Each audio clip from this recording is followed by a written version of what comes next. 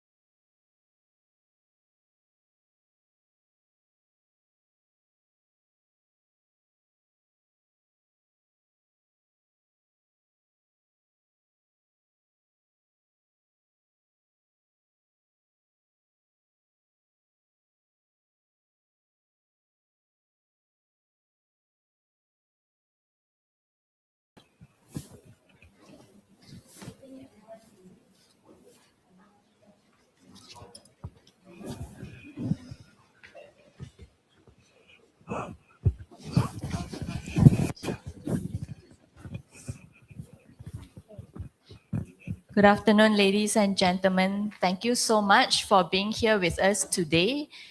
For those of you who have never been to Penang Institute, welcome. I see many familiar faces here, so it's good to see you all again. So today, we have a very big panel. This is the biggest panel I've ever moderated in my life, right? 8 speakers. But it's going to be a very intriguing topic. We will be talking about lessons that Malaysia can learn from cross-border research on the 2025 online conflict between Thai and Cambodian netizens. With us today is Raymond Haima, who's the lead of the project, and his colleagues, made up of both Thai and Cambodian researchers and students with various backgrounds, really. So to start off, perhaps I should just, introduce myself first so you know that you know who you're talking to later on in the Q&A session. My name is Dr. Bami Ting. I'm the head of the History and Regional Studies Department here at Penang Institute. But I am actually an urban anthropologist by training. So for today's panel, this is how it's gonna go. I will be introducing Raymond, who will in turn introduce the project and his team members, and then we will be watching a video on their work, followed by a presentation by all of them before we head into a Q&A session at the very end of it. All right, so to start, I'm of course very honored to introduce Raymond. Raymond Haima is a Canadian doctoral researcher based at Monash University and the University of Warwick, and he works on the topic of the intersection of peace building, participatory research, and digital conflict. Now, drawing over a decade of research and experience in Southeast Asia, he collaborates closely with community partners to explore how research itself can foster dialogue and transformation.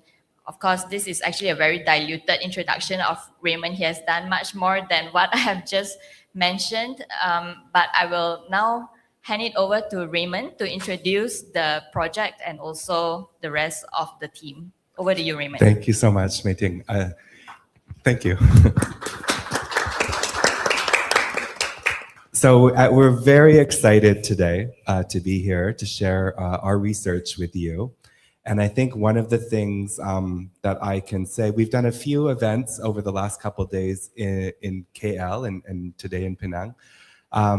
We've come to Malaysia because it's very difficult to do this right now in Cambodia and Thailand.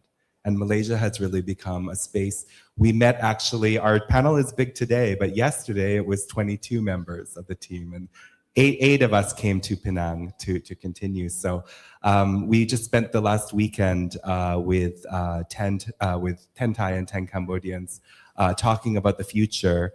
And I think one thing that I've really realized over the last few months, but even more recently, is that what you'll hear today is really something I don't think you can hear anywhere else in the world right now. A panel of Thai and Cambodians talking about the conflict. And you'll hear more about that why through our research findings, but it's a very special, unique experience to see not only Thai and Cambodians talking about this conflict, but talking about it, I would say, they will tell you, but I would say among friendship. So this is something really exciting to present to you today. We're going to, this project actually started off in 2022. And it was really a conversation about the online conversations happening. All of that, and I think all of you can relate in your own countries here in Malaysia and elsewhere about online issues that are happening, hate speech, disinformation, and a lot of different antagonisms that are happening between people and different groups. And looking today, we'll explore online conflict, but you'll also learn about the offline armed conflict that happened beginning last year in 2025. So just to put it into context, we thought rather than going too much into detail, we would show you a video that Actually, the researchers, our Thai and Cambodian researchers, produced themselves. And this video explores their own experience in the research process of conducting this while the conflict was happening. So maybe we'll start that video just to give you a quick introduction.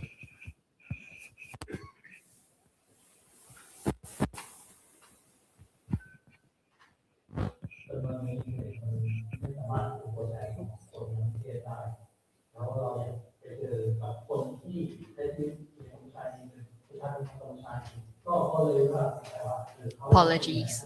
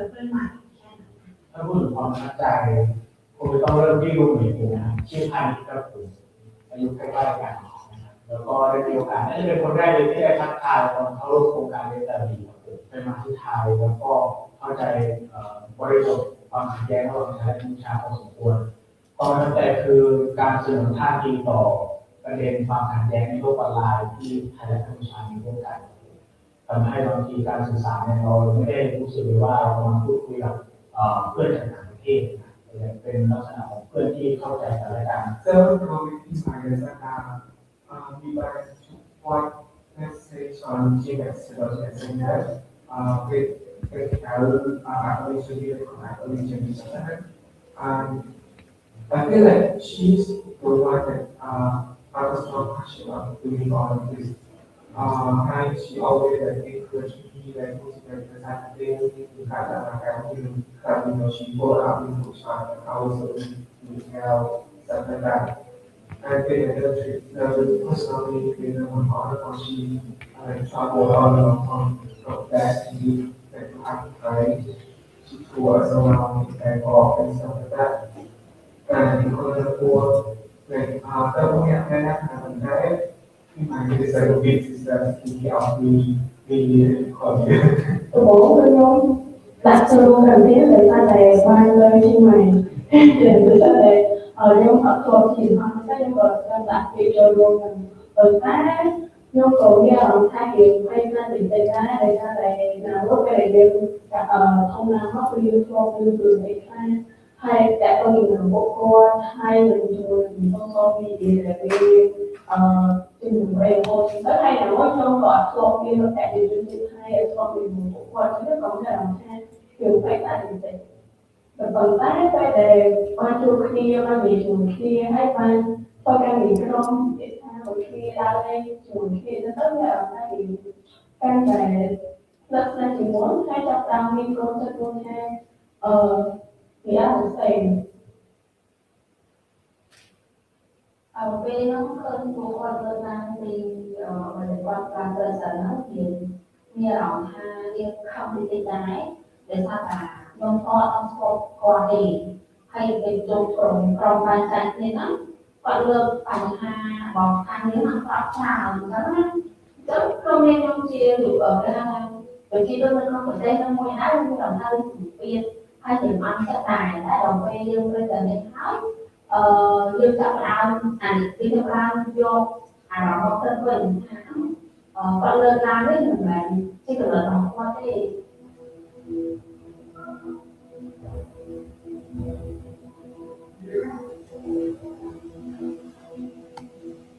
เราขอจะผมไปที่ตอนประกาศเลยเช้ามาก็เห็นข่าวให้รัฐบาลออกเพื่อจะมาเข้าเรื่องจากพื้นที่ต่างๆป่าเงินโคสมุนข่าวโคที่มีมาแล้วหลายๆแหล่งข่าวก็ว่าตรงกันก็เป็นเรื่องที่รู้สึกเหนื่อยใจนะว่าในที่สุดมันก็เกิดขึ้นจริงๆได้ทำไมเราต้องให้บริษัทมีความลอยของตัวนี้ก็มันค่อนข้างจะไม่เน็กเลยคือเราไม่ได้กล่าวเป็นชาติไหนโดยตรงแต่เรารู้ว่าสิ่งนี้มันจะเกิดขึ้นมันก็เกิดขึ้นจริงเราพยายามใช้ชีวิตของเรามาดีแล้วหรือเราต้องมาฝ่ายกันว่าที่มันขัดแย้งกันเรื่องมันเป็นเรื่องของเศรษฐกิจเรื่องของเส้นของแบบของชาติมันเป็นอะไรที่ไม่คุ้มค่าชีวิตคนเกิดเราคนเป็นความรู้สึกว่ารู้สึกสับสน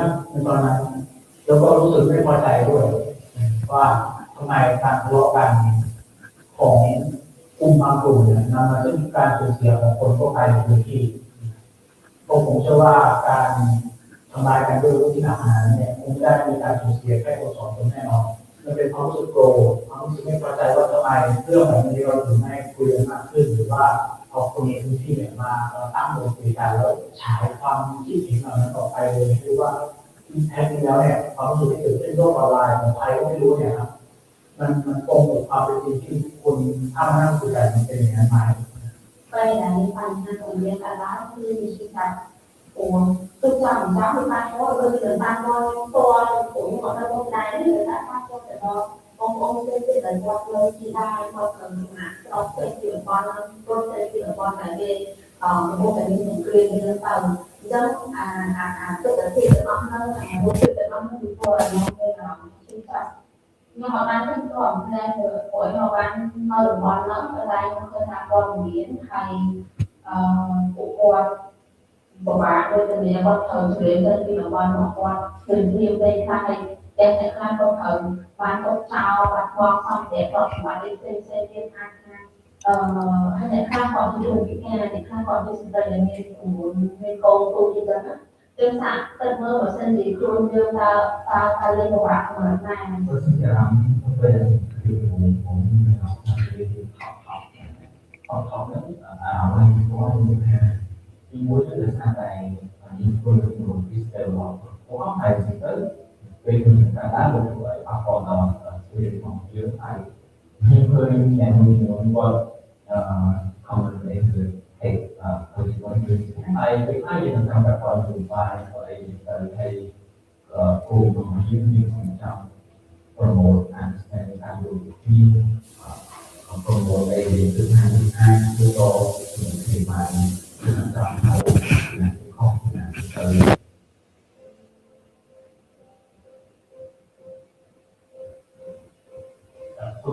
คือเราลงสตอรี่ไปด้วยว่าเหตุการณ์ที่เกิดขึ้นเราไม่ได้เห็นด้วยและเรายังเป็นเพื่อนกันแล้วก็เป็นไอเดียแบบดีเป็นเลยสมมติเป็นเราสามารถเป็นเพื่อนกันได้แล้วไม่ได้เกิดเหตุการณ์ที่ขึ้นอย่าให้ความขัดแย้งระหว่างรัฐเราเป็นตัวที่ทำลายความสัมพันธ์ระหว่างคนทั้งสองชาติหรือในกลุ่มของพวกเราอย่างรัฐเราทำรัฐไปเกิดว่าเราเป็นเพื่อนกันนะเข้าใจก็จะได้เหตุการณ์เกิดขึ้นแล้วอยากให้มันสงบลงไวๆ xin chào nhóm đây là ban nha sông khơi Thái Lan nhóm họ ban không sợ là đây để chia con nhóm bị muốn bị thay ta rồi nhóm cân đó cứ nhóm cân này để con có ban nha rồi nhóm cân này để con căng nè không ra của ban nha sông khơi Thái Lan คือว่าคือตีความได้หลายแอสเปกต์มากความรู้สึกว่าถ้าเราชาตินิยมในทางที่ดี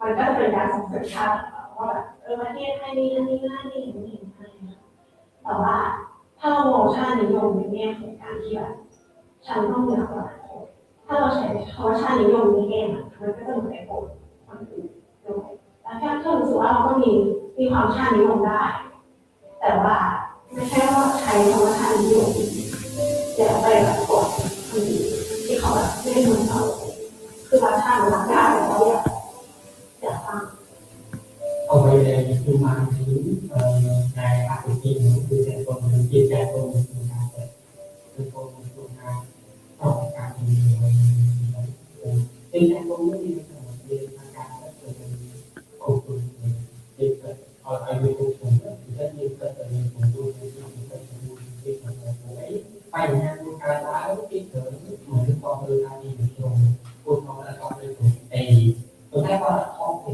tôi thấy người ta thấy ở đây con đưa nó đi thành trườngอย่างสิ่งที่เกิดขึ้นในสเกลแบบประเทศนะครับมันไม่ได้เกิดจากตัวประชาชนของพวกเขามันเกิดจากผู้นำหรือว่าเกิดจากการตัดสินใจของคนมันไม่ได้ตัดสินใจของประเทศการที่เราจะกัดว่าเขาเป็นคนแต่ละเนี่ยผมคิดว่าเป็นที่ไม่ถูกต้องเราต้องมองในเรื่องปัญหาเราต้องมีความคิดว่าเป็นที่ว่าปัญหานี้ต้องเป็นอะไรผมรู้สึกว่าถ้าเรามีความเป็นมนุษย์ขึ้นมาครับปัญหาเรื่องการเหยียดเชื้อชาติหรือว่าเหยียดอะไรต่างๆนี้ก็น่าจะลดน้อยครับ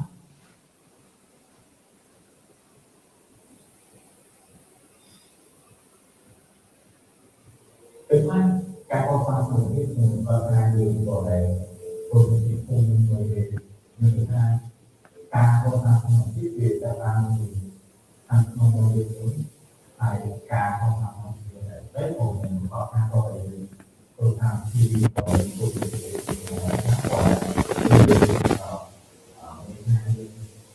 มีงานที่เป็นพอหรือที่การที่การเรียนการตัวการที่ไม่โตใช้ในโรงเรียนหรือการป้องกันในโรงเรียนเรียนอยู่ภายในTrong trongตัวcủa con đó thì tôi nghĩ là đang sớm trongตัวสอนให้ผมดูtrongประกาศที่thường hay đi có học thì em muốn để cái việc thầy là đi có không có máu để thôi mình là ta thầy là ta học thì về máu rồi không có bị nó thòn về vụ việc thì vừa bỏ để vụ việc cho nên trong người ta tình hình mai thì hay thì thở máy tôi ra buổi tiết là vậy cô ấy sẽ có thường thường ấy có thể là làm một cái rồi đến đây là gì hay đi xuống hai người khác không biết trong này là tôi ra nhận xe liên lái sang mua những tôi đau thì sai em nuôi mơ làm số bàn đây làm 10 bàn tự số là vậy được anh mình khuyến khích là chuyên môn và thì đang ở đây có những gì khó เป็นความตั้งใจความพยายามแล้วก็การอยากที่จะแสดงออกว่าสิ่งที่เราทำมามันก็เพื่อ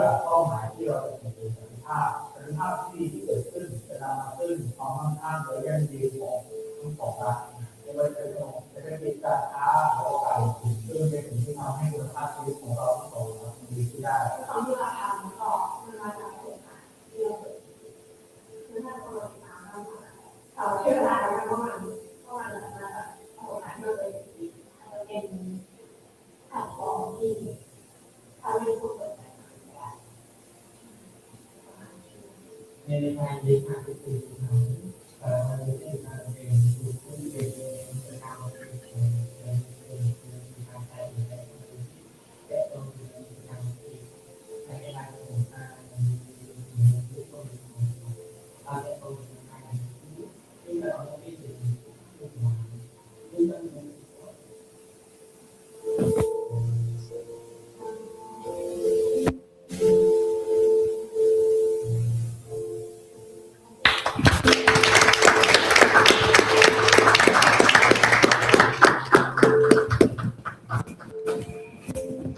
Thank you. So we really hope that today our work can give you maybe a little bit of hope at a time around the world where I think a lot of us need it with a lot of conflict. And so I'd like to just have the team introduce themselves. And maybe we'll just start from Vuti. Okay. Hello. Okay. Good afternoon, everyone. So my name is Vuti. I'm from Cambodia and I'm a teacher. Yes. Thank you. ครับสวัสดีครับผมอัมบอนรุ่งโรจน์ตติยวงศ์วิวัฒน์ just call me Bond. I'm from Thailand. I'm currently working for the private company focusing on cyber security. Soon I will do my second master at Columbia University. Lovely. Hi, good afternoon, everyone. My name is Hien. I am the executive director of Peacemakers. I'm based in Cambodia. We are WPM. We work on the intersection of gender and peace building. Thank you. Hello, everyone. My name is Pasiri Thanasin. You can call me Poon, and I'm the co-founder of Vocation. It's a social enterprise focusing on mental health. I'm the Thailand lead in Thailand. Hello, everyone. My name is Sean Radel. You can call me Mai. Right now, I'm a research assistant in the Asian Institute of Technology. I'm from Thailand. Hello everyone, my name is Netizens from Cambodia. I am a freelance researcher and also a freelance journalist. And yes, most of my work focus on gender and indigenous people and human rights and also peace, conflict resolution. Hello everyone, I'm Claudia. I'm just graduated in Bachelor in Art. And now I'm working as a project manager at Loyal, Model Loyal. Yeah.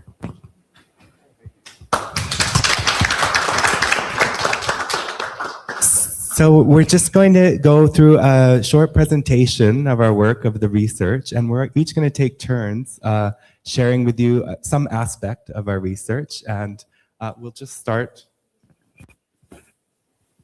Oops.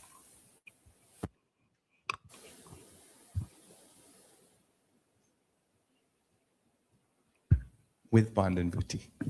Okay, thank you.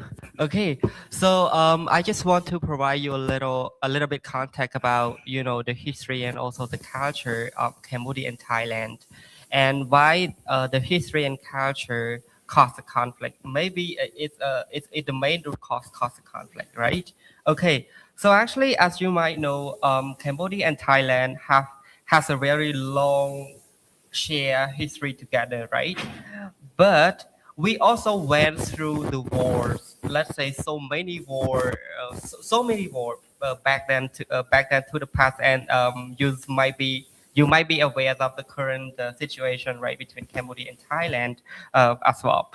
But resulting from the war, we have friend and an enemy. Okay, an enemy, and if we talk about the digital space during the war, we observed that we observed the nationalism spirit, arising, through the digital space, like people posing, people commenting, okay, regarding to this thing like territory, culture, temple, national identity, yeah, and that like it went through so many platforms through the digital spaces. Okay, from the government.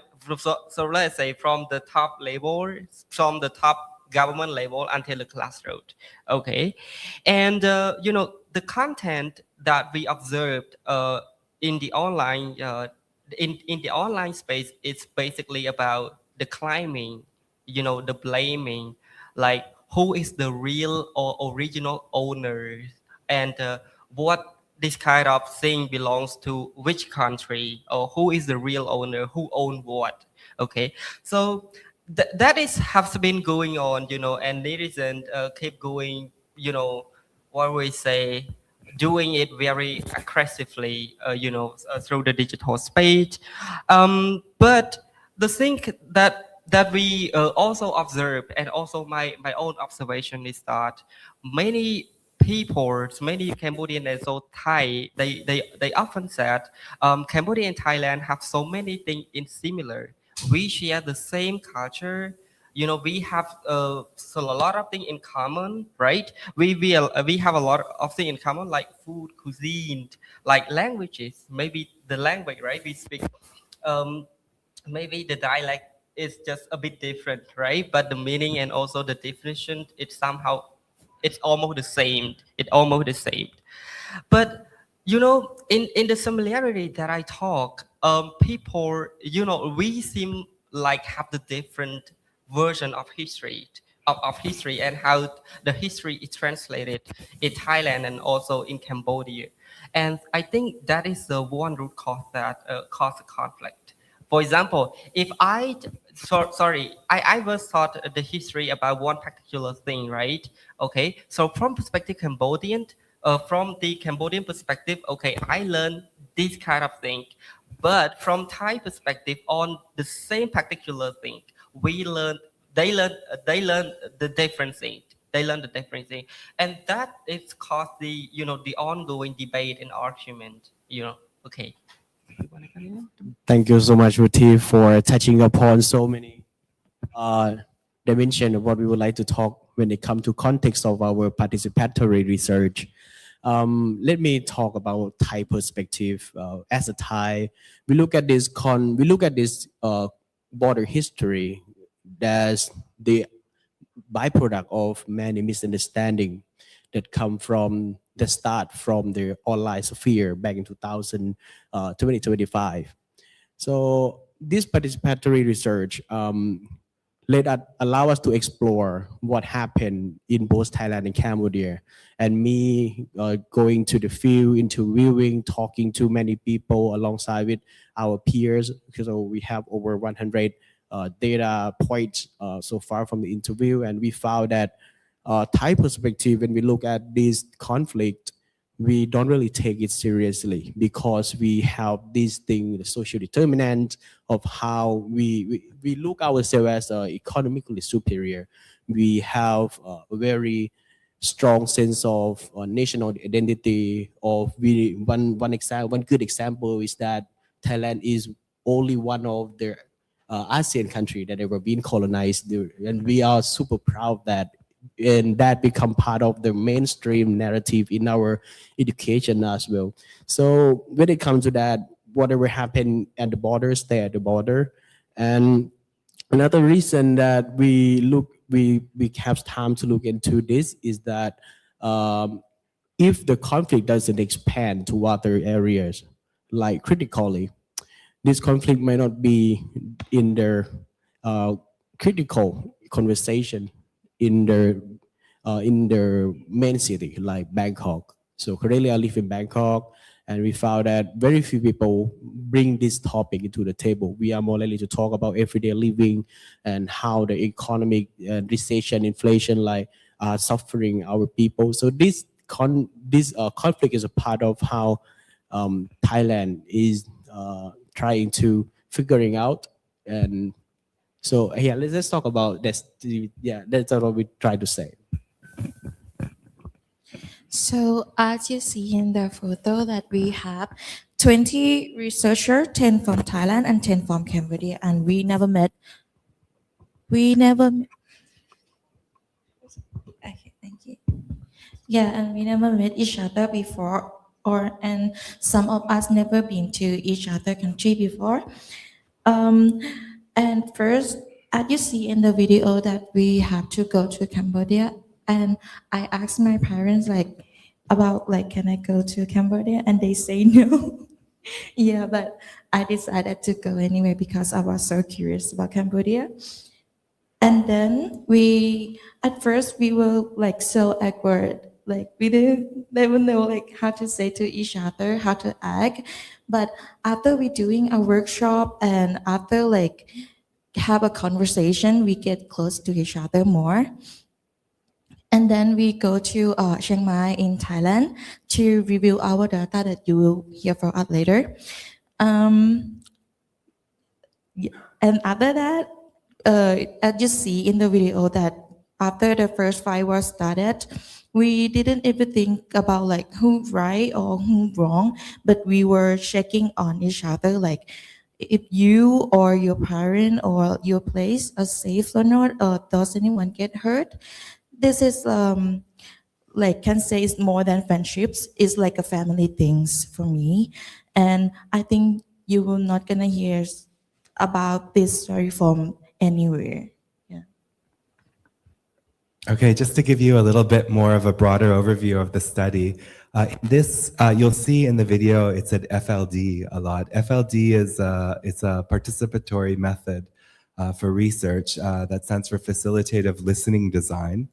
And in this, basically, what it does is it engages people who have experience or are living the topic of study themselves, and they become the primary researchers into the inquiry. So in this case, we had Thai and Cambodian, 10 on each side, come together, became the researcher, and co-designed the research structure. They later went out, they were trained in the method and went to field work in their own communities. So they talked to people like their friends, their neighbors, people in their own towns, and they asked questions in pairs. They ask questions and have conversations. Interesting in this method, there's no recording. So it's like an interview. We call it a conversation, but it's like an interview, but there's absolutely no recording, no writing. You're essentially sitting at a table, often with a coffee or a tea, and having conversation on usually difficult topics. And we're using this method in issues of social justice or sensitive issues that people don't really want to be interviewed about, or especially like in this case in conflict, where sometimes people don't want to go on the record or they don't feel comfortable being recorded. So as they become listeners, or what we call in the method, as they become researchers, what we call listeners in the method, they finish their conversation in pairs, and then they go separately and they record the conversation in a template. So they have to record everything that they remember from the conversation, but they do it separately. So we can see two different versions of the conversation based on who was listening. And after they usually do around, in this case, it was after 5 conversations, they get together again and they start their own analysis. They compare, what have we heard over these last 5 conversations? Is there anything that people are saying that is similar? Are there any patterns emerging? Or do we agree about our own interpretations of the conversations? Did you hear something that maybe I heard differently? Was there a difference in our own way of thinking and seeing the conversation? Later, as we mentioned, they met in Chiang Mai in Thailand to then take all their data that they collected, and we did a analysis all together. We came together, and through a very long 3-day process of comparing data, coming into groups, both teams from Cambodia and Thailand each came up with 10 themes. So 10 main research findings from this work. And you'll see the book that's been recently published in December has those themes and breaks them out into detail. And it's in this work, this has been a very active collaboration. A lot, other than the book, you saw that the documentary has been produced by some of the members. We've had policy briefs, we've had journal articles in scholarly journals, art exhibitions that you'll hear about. So it's about creating the knowledge, but also finding ways to disseminate, just like today, to have an opportunity to speak outside the countries and be able to share with you.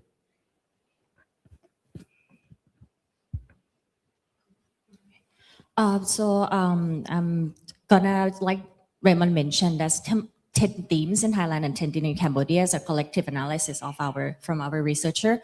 So I picked like few of them to like presenting to you today. The rest you can download our book to read. And so I want to remind you for that these 10 themes was from 2024. It was before any armed conflict that happened.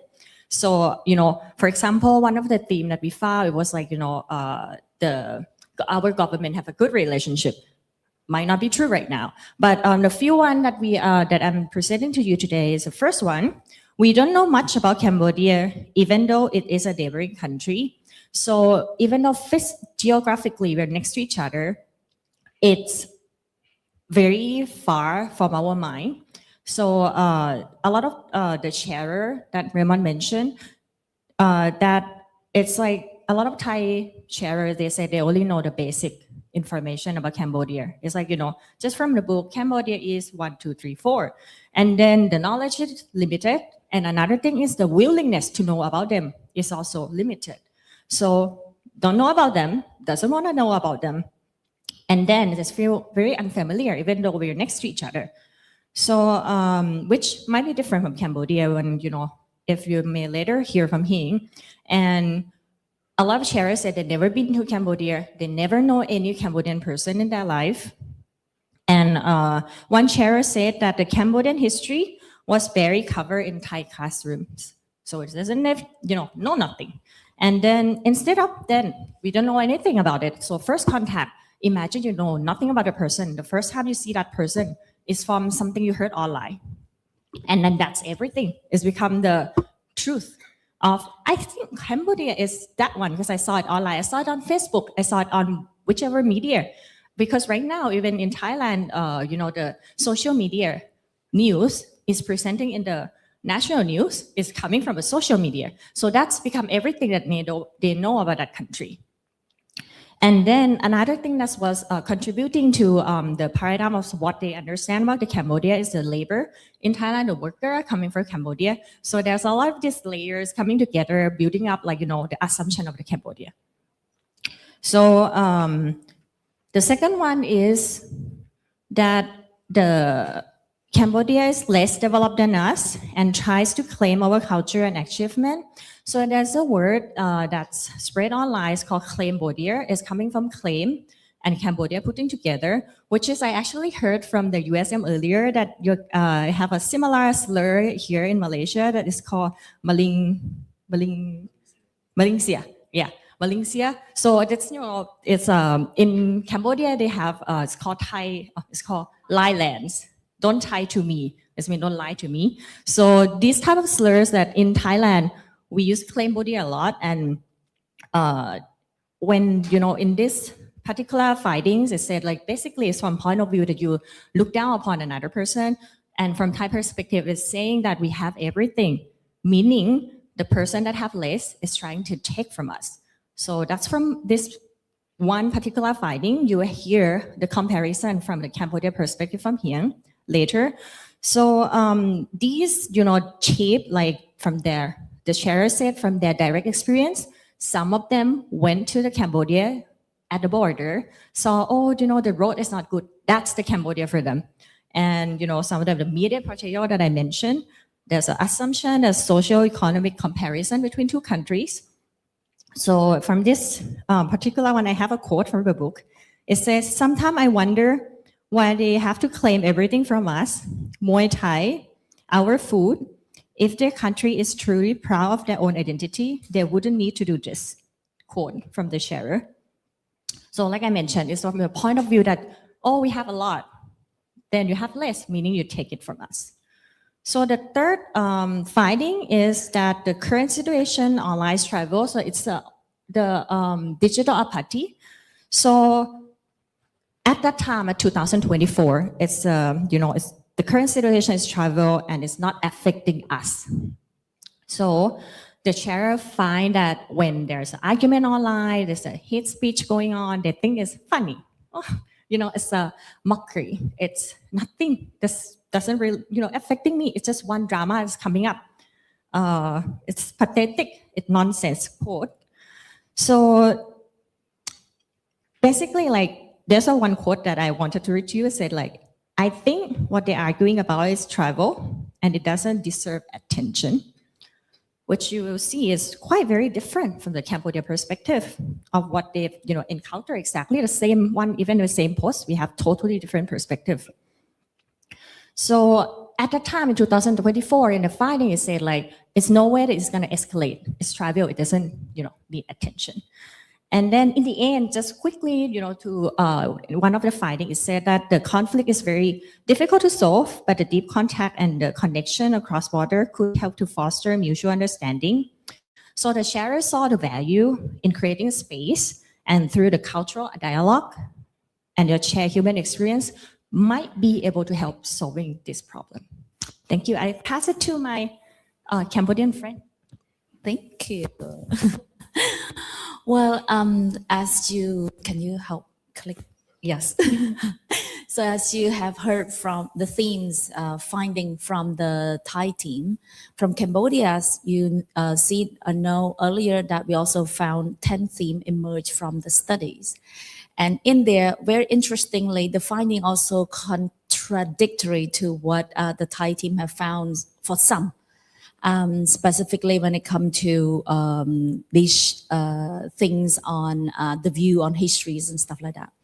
Just a bit of a note, as you may know, for this methodology allow us to go and speak with over 100 people. This is very unique in a way that it really gives you a snapshot of the situation that happened back then in 2024, way 1 year before the armed conflict took place between Cambodia and Thailand in July and December. So it was snapshot that taken directly from the everyday people. So it's not so much from literature or things like historical background and stuff like that, but by the everyday current people back then. So it gives you kind of snapshot of reality perceptions by the people back then. So here maybe one of the things that may be quite strong, both I think Cambodian and Thai team found that actually we share culture, share traditions, and even some history as well in that one. And it was seen as a connector before the conflict started.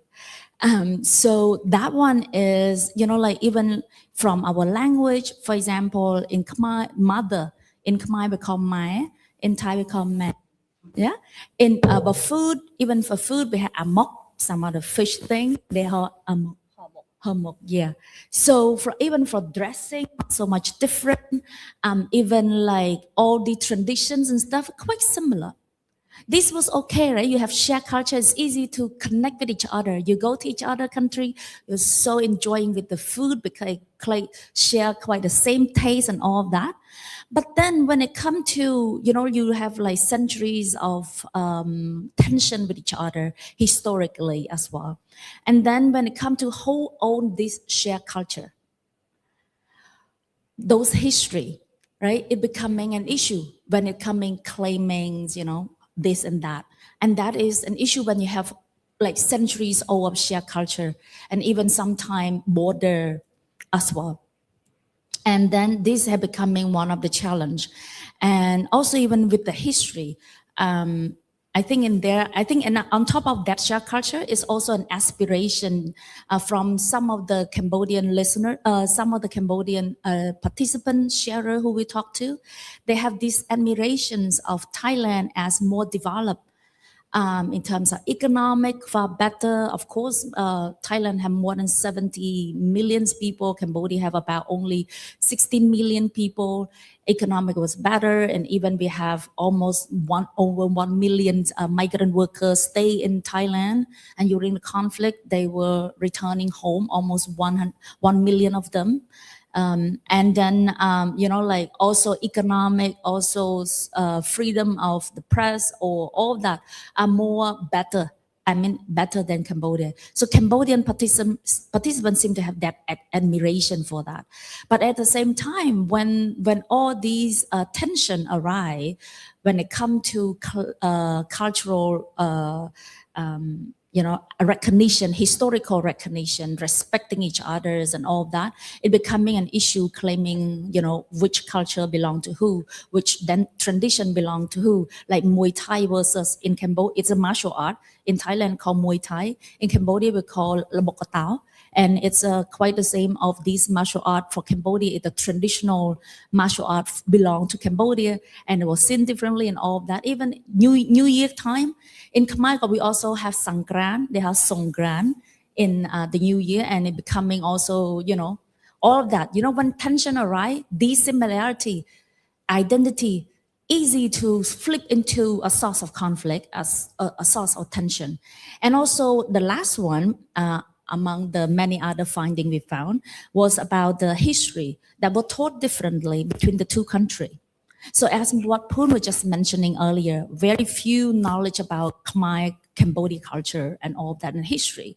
Cambodia, as you may know, from the Khmer Empire back was like since, let's say, not as too long as the first or before BC, but go just to the Khmer Empire in the 10th or 11th centuries, was like Cambodia, as you may know, Khmer Empire back then was like stretched almost most part of the mainland Southeast Asia, like Laos, some part of Vietnam as well down there, and then some part of Thailand back then, and Myanmar as well. But after the decline of the Khmer Empire in the 14th, 15th centuries, and that is when the shining and rise of the Siam empires and all of that in Cambodia starts getting smaller. Even majority of the Cambodia territory back then were controlled by the Thai, by the Siam empire.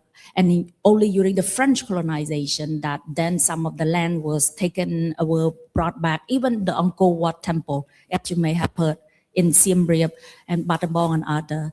And then, and that becomes some part of the source of conflict back then because it was an agreement between the French and also the Thai government in the 1906 or 07, and that was the map that was used right now. But for Thai, I think as you may have heard, it also was seen differently because during the World War I and World War II, Thailand, as our listener was sharing, was one of the few, Southeast Asia country never been colonized by any colonizer.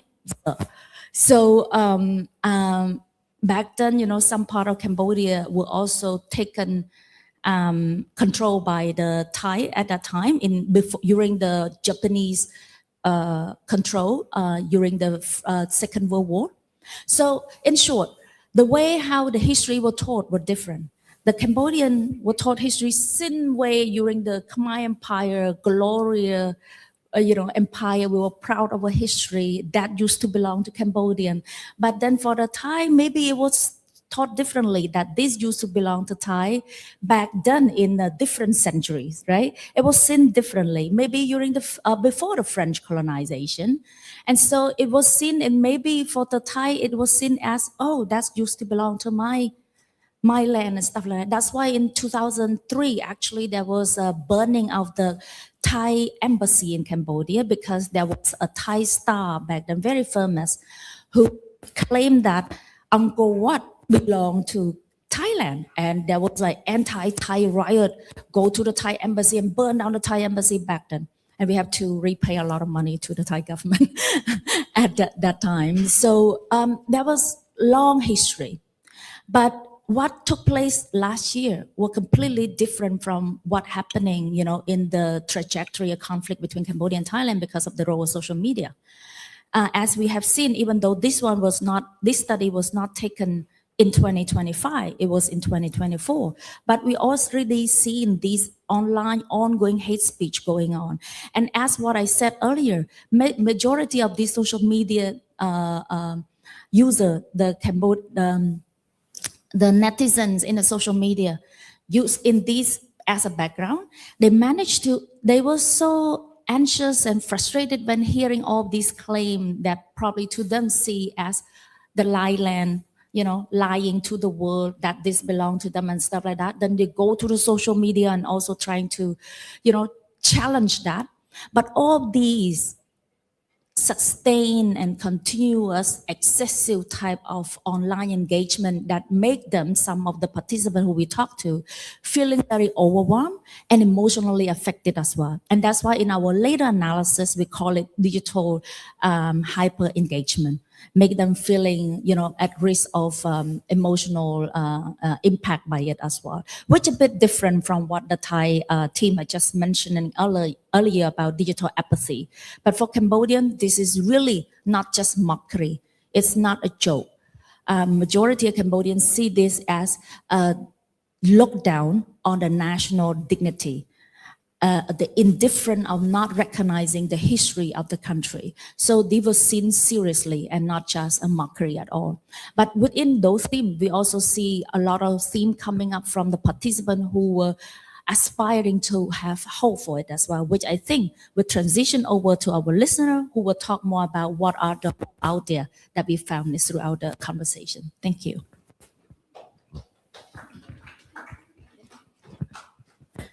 Okay, so hello. Okay, so actually not only the research that we've been doing, we also doing the we're also turning the research into the real life scenario as well. So actually, after we finished our research in 2024, we selected 4 researchers among us from Thailand and Cambodia to be our team leaders. And this team came up with the idea of a peace developer. So we created our Facebook page, and we also conducted the webinars and online meeting in order to bring our friends together and also to share our findings to the public and also bring awareness to the online community as well. And during the time that the webinar was going on, the 4 of us were selected to be in Kuala Lumpur to plan for the next step for the peace developer as well. And we came up with an idea of doing the art exhibition in both in Thailand and Cambodia. But that was before the war happened.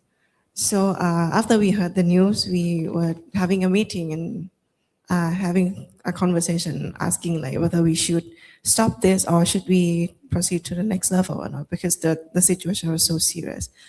But I think with our courage, and at the end we ended up with having 2 private events in both Phnom Penh and Bangkok as well. And those events were the first time that we showed our videos and also the book to the public as well. Yeah, and we received a decent feedback from the participants. There was someone, our colleague from the elite class, they come and say like what we're doing is marvelous, because when they were having some meeting and they have some like Thai and Cambodian in their team, and they cannot even bring these two to communicate because of the conflict and stuff. So we're very proud of that. And this time, all of the researchers were in Kuala Lumpur like a few days ago, just to expand, to share our story and have a plan to expand our network, to maintain our advocacy and also to promote peace in the long run as well. And you'll hear next from my partner.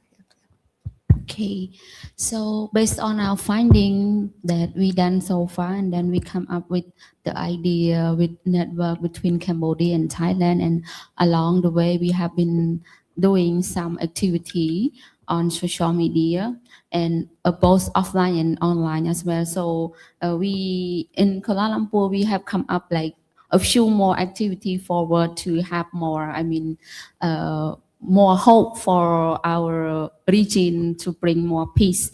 So we have we plan to do more outreach and research mobilization to the university student and high school student with our research. And we also have need more collaboration with youth, civil society, and the government agency as well.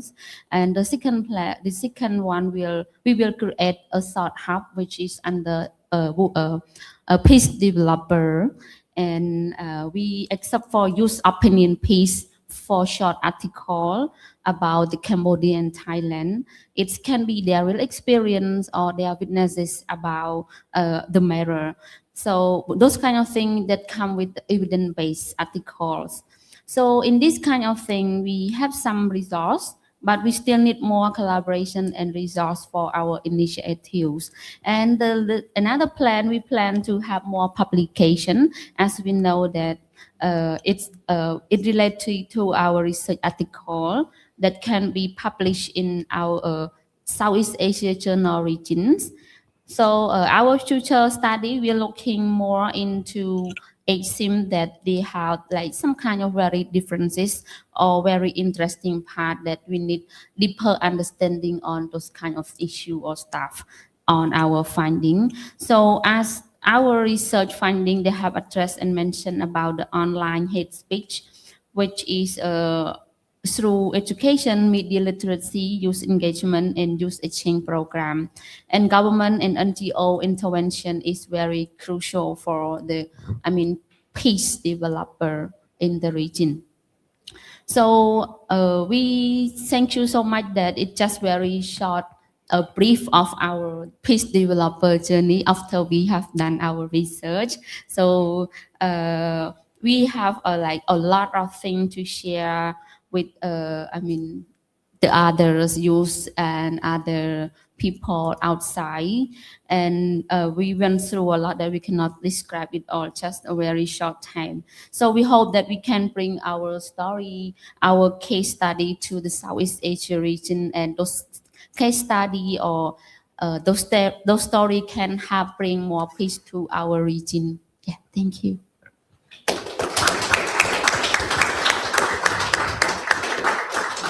Thank you so much for all that explanation. I think if I can sum up really in a nutshell, it's really people would get into miscommunications and misunderstandings which could actually elevate into terrorists, physical fights and all. It could start off online and then eventually develop into border clashes if we do not understand each other well enough. So I think the key here actually, apart from international understandings, is it could be applied to the individual level as well, which I think was very well reflected through their work, whereby they initially did not know much about each other and about each other's countries, but eventually as you spend more time together talking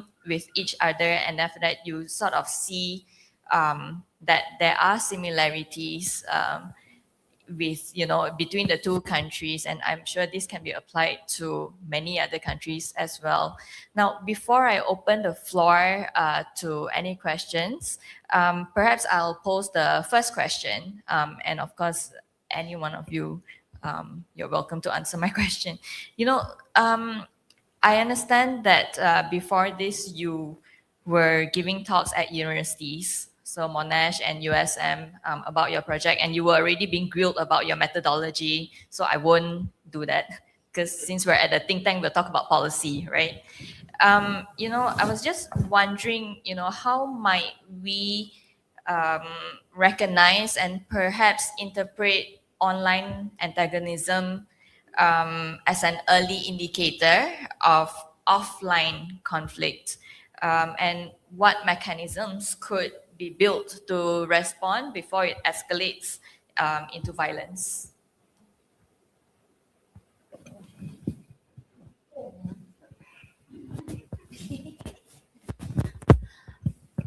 A very big question, actually. I think this is an ongoing work, right? We're trying to really responding to.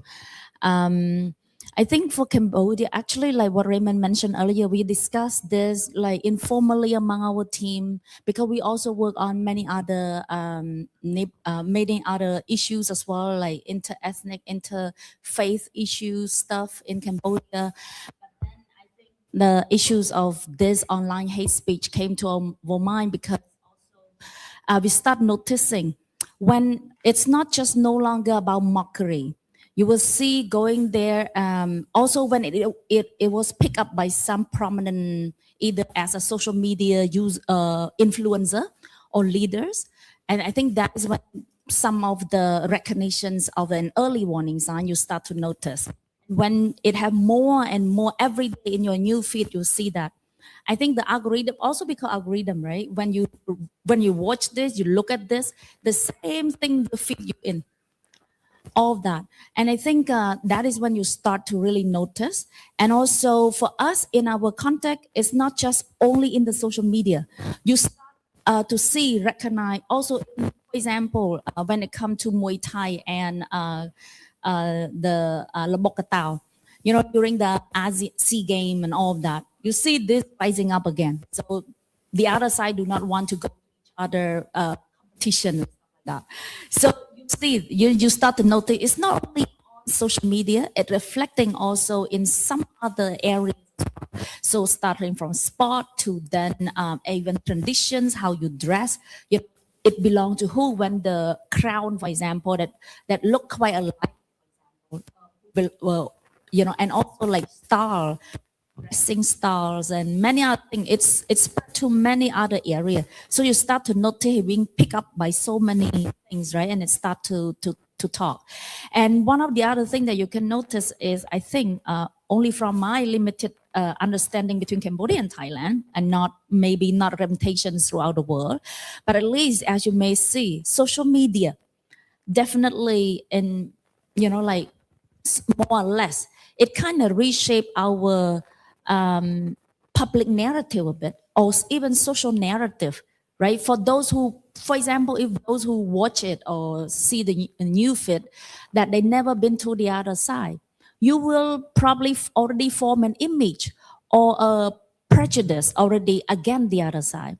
And I think earlier we was in KL and we met in Monash, and one of our Chinese students asking these same questions, and they said that they never been to Cambodia, but all they see in their news media is that scam, killing, violence.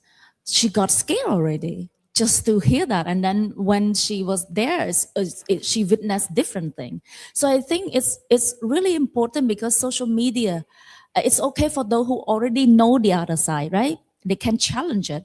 But then for those who never, social media is really reshaping our social and also public narrative of the certain thing, but also maybe change the way we socially relate to the other side as well.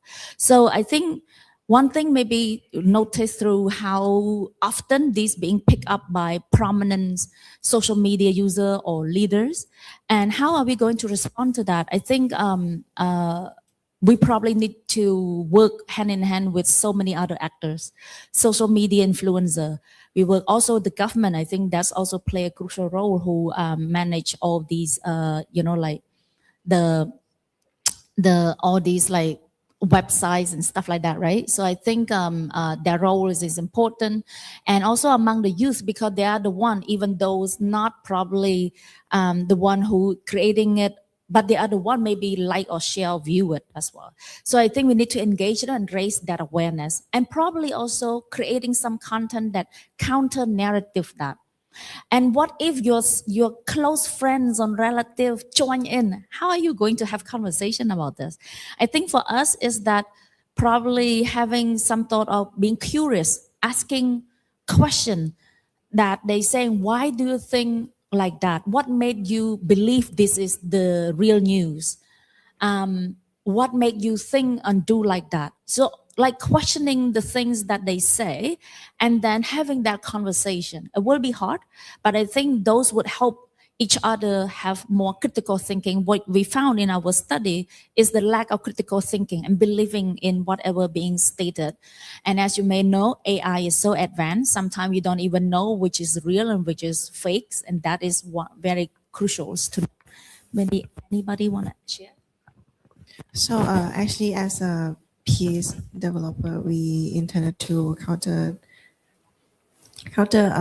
narrative to and to expand the diversity to others as well, and that's why we plan to our next step, like my friend already said, yeah, and we think that those things would be an important mechanism to at least try to stop anything from before it, escalate to the next level. At least we can share we can be a platform, or we can be the representative of what we're doing here to get people to see what we're doing and to have them realize that the how to say the violence is not really necessary.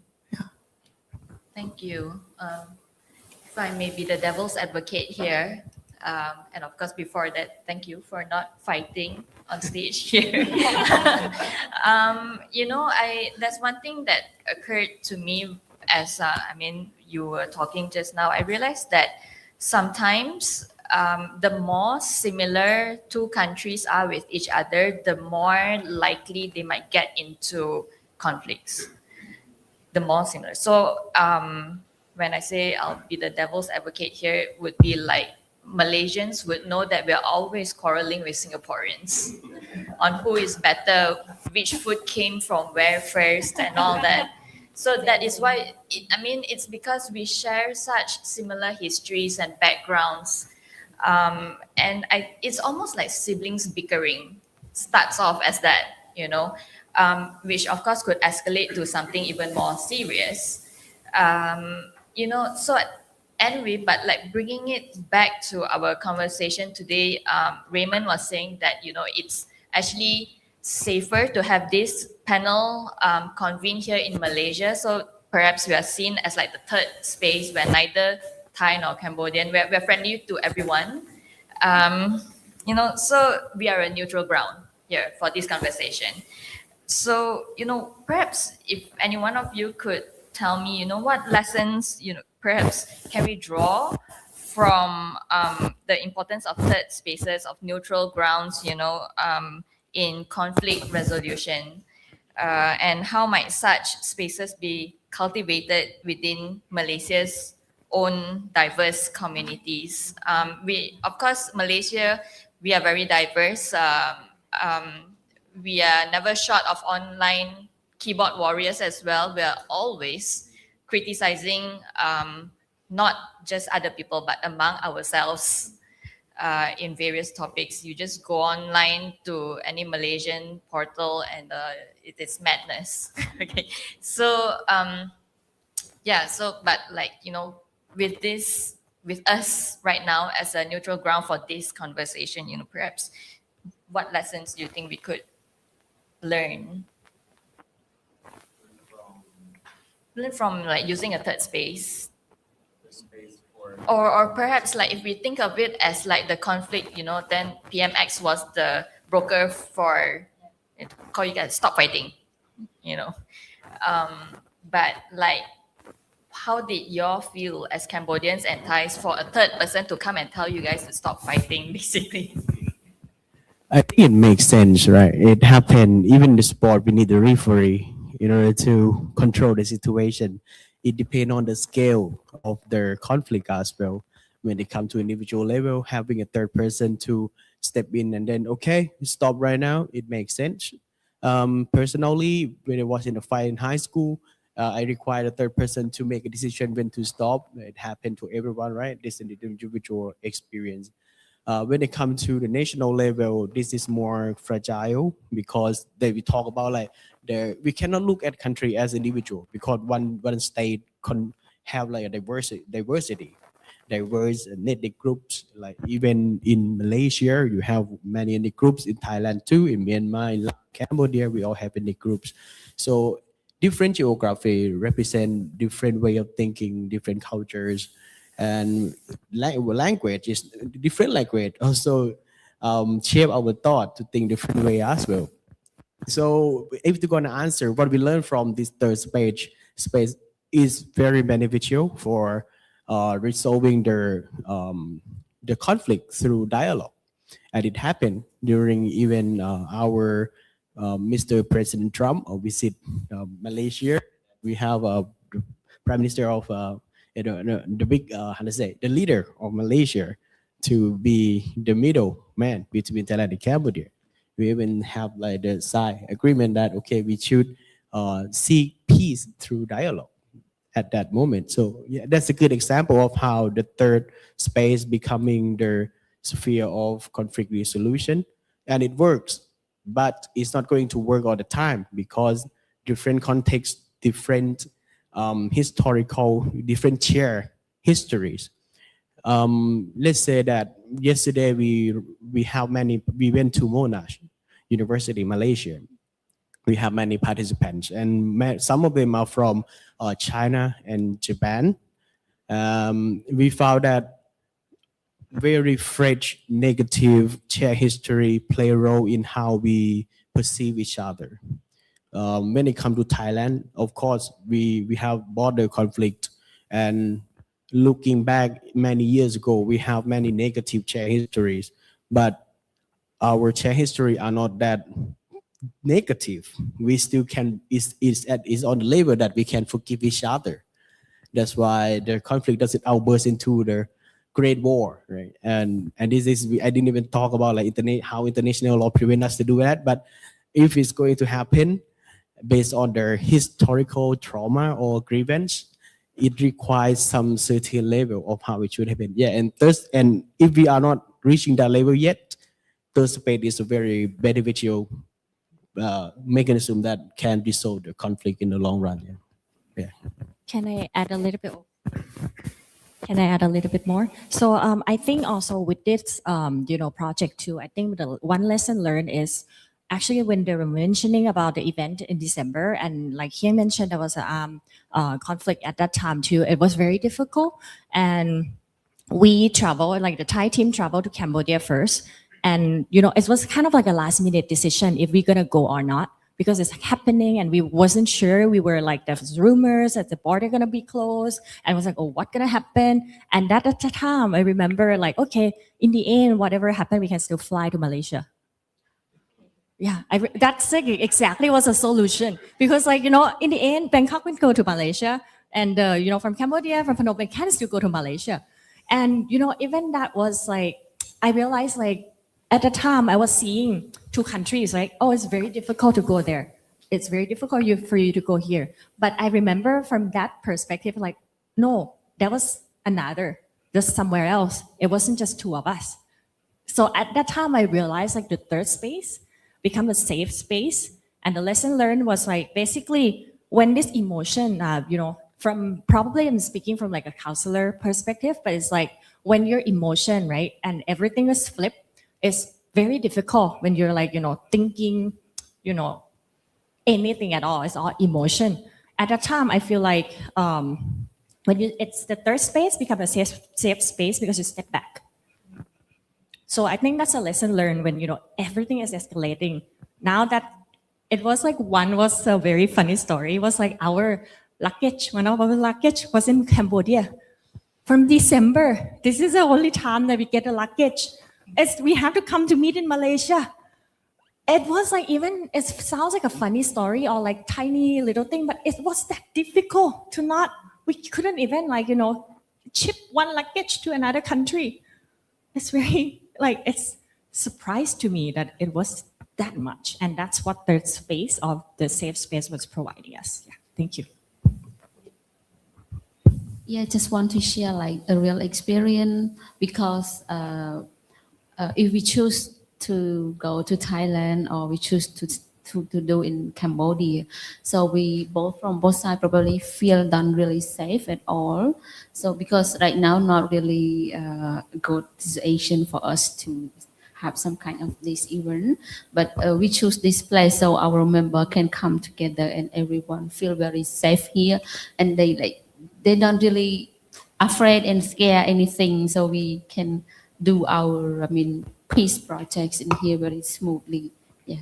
So for the individual reflection, such place, it's can bring people who are fighting but they have the same common interest. They want to do the same thing together. So it's some kind of a house for them to stay for some kind of good initiative or something like this. Thank you so much for sharing that anecdote. I think that really puts in a lot of, it makes it very clear how the role of a third or safe space can play for the others who may be in conflict. Can I take questions from the floor? Yes.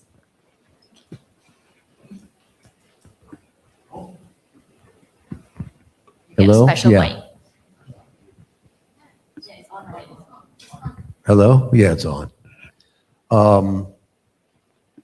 I'm very moved, really surprised that something that I was involved in the late 60s and early 70s, the peace movement, the conflicts that we had then, and the tools that we had then that have been taken away, such as the Peace Corps, where Westerners could at least go out and live with people, as I did in Vietnam with a Peace Corps-like agency, and learn other languages and then come back. They went back. I stayed in Asia in most of my life. I visited the West.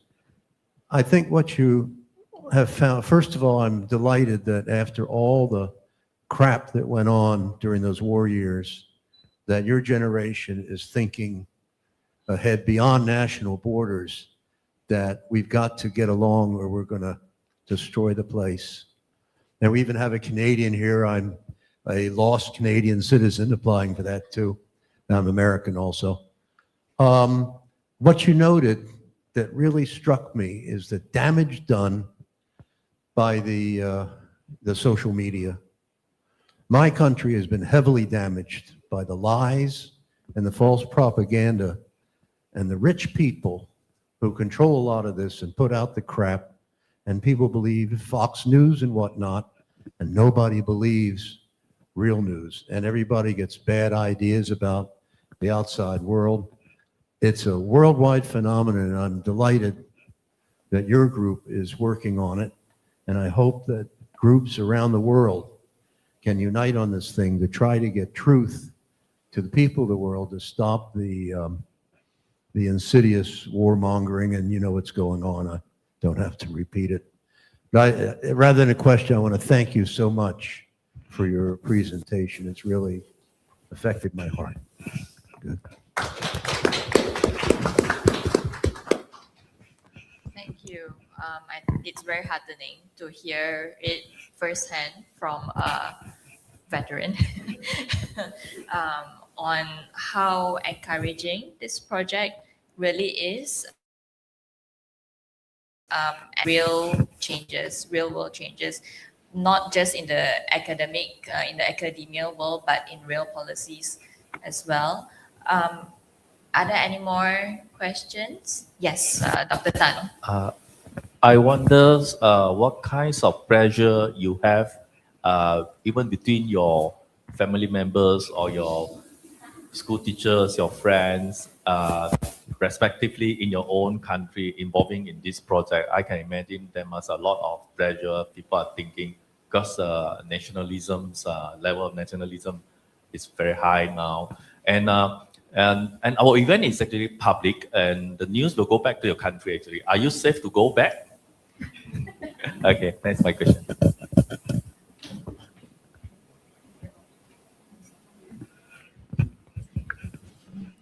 For me, it's safe. I think we are open enough to their free speech, and if it doesn't touch national security, like yeah, when it comes for the sake of academics and let's say knowledge, we are open to seek truth based on the critical inquiry, and this participatory research sharing is part of that, and I believe that we are going to be safe. Like, speaking from perspective, and what kind of pressure we experience during our work with peace developer and this, it's kind of family pressure happened to me. It happened when it's kind of like their safety concern because she from maybe she ex or boomer, I'm not sure. She almost 60, and but she can change over time. So sometimes I don't know if she changed that or not. Yeah, she just concerned about my safety when I visit Cambodia. So that's what I experienced. The rates, not really. Maybe I'm pretty critical. I'm pretty like have my very strong point of view. So many people around me know what I'm doing. So they kind of assume that I know what I'm doing. So they don't really question or put any pressure on me. That's personal. Yeah. Yeah, for my part, my parents didn't put the pictures on me that much. Just curious, like, yeah, how are they? Are they good for you? Are they bullying you? Are they hurt you? Some kind of thing. But I thought like, no, they're just like, they're just like friends. And after the boarding start fighting, the first thing that my parents asked is if they are safe. Yeah, that was so touching. And like, are they gonna hate you? That question is also touching. Yeah. Okay. Hello. Okay. Good. The mic is on. Okay. So in terms of pressure, I think during the process, right? We have the, let's say, the pressure, but I think somehow we can control it. For example, right now, like our friend present about hyper engagement, right? So it seems like people on social media, they have the single void. Okay. For example, if they want you to go to this direction, you have to go, right? But for me, I think I believe in the vision that I'm doing. I believe that the what would I say, the different voices is matter. It do really matters. I don't want like I don't follow them. I don't go with their direction, but I just doing something purposefully, like I'm doing this right now.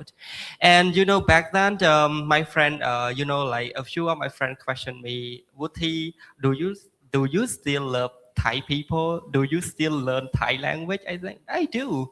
I do. So why? Because I almost graduate already, right? Okay.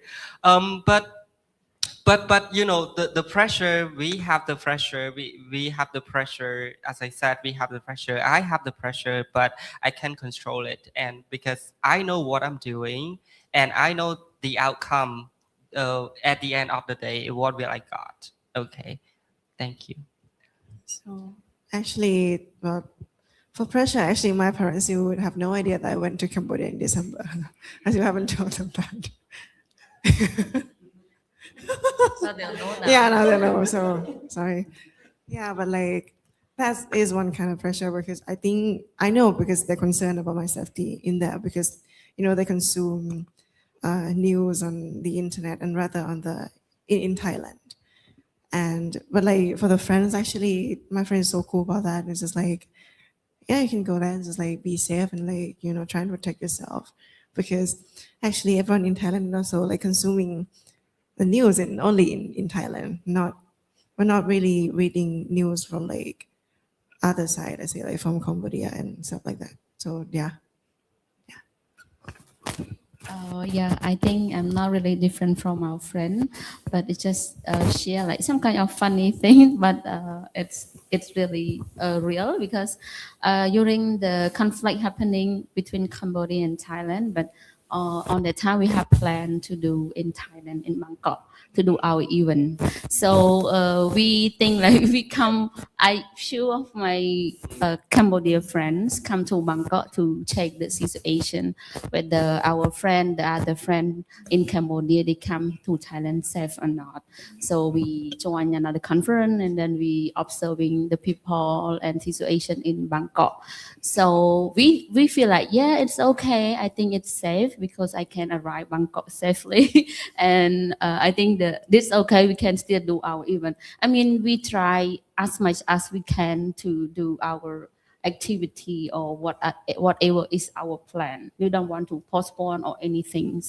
So then we plan to fly to Bangkok, but like just that time, our friend coming from Bangkok to Cambodia, they can fly here and arrive safety in Cambodia. But when we go back to Thailand, Cambodia cannot pass the border. I mean, the fly immigration office from our country.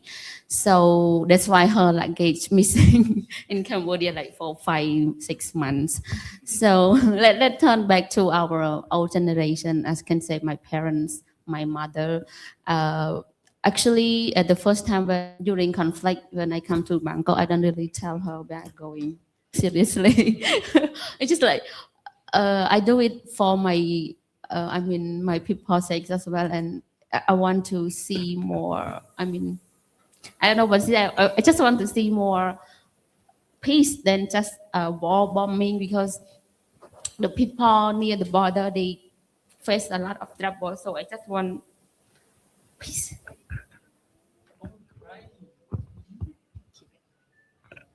You know, actually, it's a very good question, because you can see like every one of us want to answer. It's because like this is what we all experience. So I think actually, like for me, like just because I saw she cry and now I got feel emotional. Because like for me, for the, let's say only for the public and, you know, for the news, so I got interview and it was posted online before. In that post, you know, there's two type of comments on it. This was a lot of attack and a lot of support, which is like, I was reflecting on it, like, what did I do wrong? Nothing. And I think that's it. For me, it was like, I didn't do anything wrong. I was just saying my Cambodian friend are human. It wasn't wrong. So I think it was that keep me on going. Oh my God, I got it from you. But yeah, thank you. I know he has something to say too. Oh. They say yawning is catching, but actually crying is also catching too. Well, I think at the end of the day, we want to counter the mainstream narrative that the other side is actually, there's always peace is possible. I think that's the key messages that we want to give, that even in a very difficult situation, friendship, peace is always possible. I think that's what we try to do as young generation, to also show the world that there's always alternative to conflict. Because I think the world right now is so intoxicated by all these like violent rhetoric, wars everywhere. Over the past years, actually, we see many wars that took place in the world. Why can't we just invest more in building peace than investing in creating more war, more suffering? So I think that's what we're trying to do, is to show that even in a very challenging time, peace is always possible. Thank you. And with that, ladies and gentlemen, let's give our speakers a big round of applause.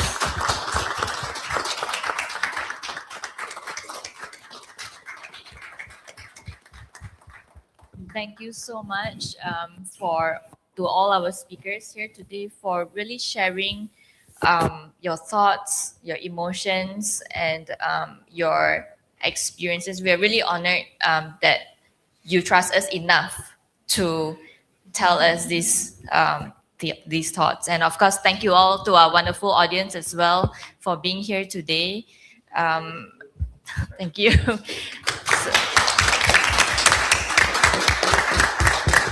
Feel free to continue this conversation with our speakers if you would like to. Yeah, we'll wrap it up here for today, and I'll see you in our next event. Thank you. Thank you. Thank you. Thank you.